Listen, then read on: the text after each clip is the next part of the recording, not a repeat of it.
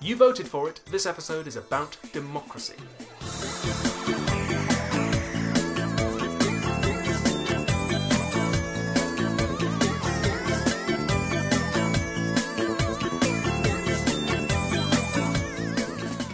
If I talk about human rights, we might not be able to agree on a precise philosophical definition, but you understand the sort of thing I mean. Things that every human being is entitled to, not because of where they were born or because of their particular ethnicity, but just by dint of being human.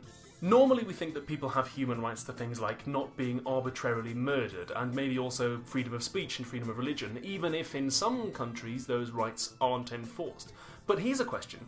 Do we have a human right to live in a democracy? Someone might say that a democratic government, which we'll loosely define as a government which is accountable to the people, holds elections, can be changed through voting, etc., is the best way to safeguard other human rights. If your government is violating your human rights, then it's a lot easier to fix that if the government is accountable to the people. In a non-democracy, the people are kind of powerless, so if the government is doing bad things, then there's no one really there to keep them in check. That's a pretty powerful argument, but it doesn't say that the democracy itself is a human right, just that that's the best way of safeguarding other rights. And we'd probably have to look at the countries around the world and decide whether or not we thought that conclusion was true. So maybe we need to distinguish between moral rights and legal rights. Your legal rights are there to safeguard your moral rights, but sometimes there might be an overlap. For instance, in the UK, we have the legal right to travel anywhere we want, and that's there to safeguard our moral rights of freedom of association and freedom of assembly and so on. But we also have the right to free speech, which is a legal right and a moral right. There's an overlap. Legal rights presuppose all sorts of things about institutions of justice and government and legal frameworks and so on, but moral rights just apply, always, to everybody, no purchase necessary. The argument we've just looked at seems to suggest that democracy should be a legal right. It should be there to safeguard moral rights. But can we do better than that? Can we say that democracy itself is a moral right? Well, what if we say that democracy is a necessary reflection of moral equality?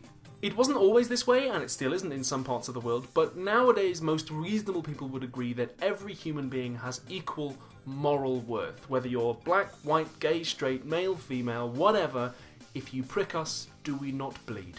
If your government isn't democratic, then your society isn't equal. One group is claiming the moral authority to rule because of some factor that isn't morally relevant, maybe because they're a particular race or because they're a particular religion. Whereas in a democracy, the leaders are there because the people put them there. Everyone is still equal and decisions are made by vote in order to reflect that. As our old friend Jeremy Bentham put it, each to count for one and none for more than one. So maybe that means that people have a moral right to democracy just by virtue of being human, which involves necessarily being morally equal to all other humans. Which means that if you think that all humans are morally equal, democracy would be one of the most powerful human rights there is. But the discussion doesn't stop there. There are a huge number of other issues that come as fallout from this. For instance, having an actual democracy entails that people have some kind of freedom of speech and freedom of the press. People need to be able to know what the government is doing reliably and talk about it in order to change it if they want to. So democracy entails all this other stuff. There's also the question of how exactly democracy should be implemented. I know a lot of our viewers are in the USA, where you have two houses and you vote for both, but most people would say that the UK is a democracy as well, even though we don't actually have the right to vote for our senior house. And some of the members of the House of Lords are appointed because they are members of a certain religion. And they have the power to influence how the country is run, but we can't vote for them. And everyone's just sort of fine with that. There's also the $20 million question. If democracy is a human right, then how far is it okay to go in enforcing that right? What do you guys think? Do we have a moral human right to democracy? Why or why not? And if we do, what should we do about it? Let me know your thoughts in the comments or on Facebook and Twitter. You can also let me know whether you'd like the next episode to be about should we believe in miracles or do we have individual duties to the environment? Subscribe to join the Philosophans and you can vote on whether or not you enjoyed this episode by clicking the like button. I was actually very proud that the discussion about whether or not it's wrong to watch pornography was conducted for the most part in a very civil and calm manner. So let's see what the philosophers had to say about porn. Terry Sizzler said that if somebody is harmed in the making of something, then it's not necessarily wrong for us to consume it, and gave the example of somebody who's killed whilst constructing a bridge. But Sequester Zone came back with a very nice reply and said that in the case of the person killed constructing a bridge, that's an accident, a side effect, whereas in the case of some pornography, the suffering of the people who are in it is necessary to create the product. It's a bit like foie gras, you know, the suffering is necessary to make it, so maybe we shouldn't encourage it by consuming.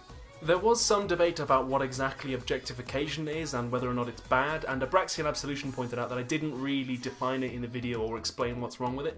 That was one of the things I was worried about. I don't have time to go into everything I'd like to in the videos, and that ended up being cut for time, so I'm sorry about that. I would, I guess, loosely define objectification as treating somebody with less moral consideration than their being human entitles them to. So it's treating somebody as less than human. So when you walk down the street, you might not interact with everybody, but you don't objectify them either. You don't jump at them and start treating them like subhumans. There seemed to be a bit of a consensus forming that if pornography was ethically produced, then it would be okay to watch it. Struffle said that that's actually already a thing. Extremely Boring said that if everybody involved is consenting and, you know, treated well, then it should be fine to do it. Sam Burns said that we should be judicious about the pornography we consume, just like any commodity, really. I guess at that point the question becomes, is it going to harm third parties? That question still remains. Is it going to make you treat other people in real life worse? And that's very much an empirical question. Maybe we should wait until the data comes out on that one and maybe err on the side of caution in the meantime. Because it's like, oh, well, we don't really know whether watching pornography is wrong because we're not really sure whether it hurts other people and changes your behaviour. So maybe cut back in the meantime and be cautious about it. That's all we've got time for this week. Thank you very much for watching, and I will see you in the next episode. Bye!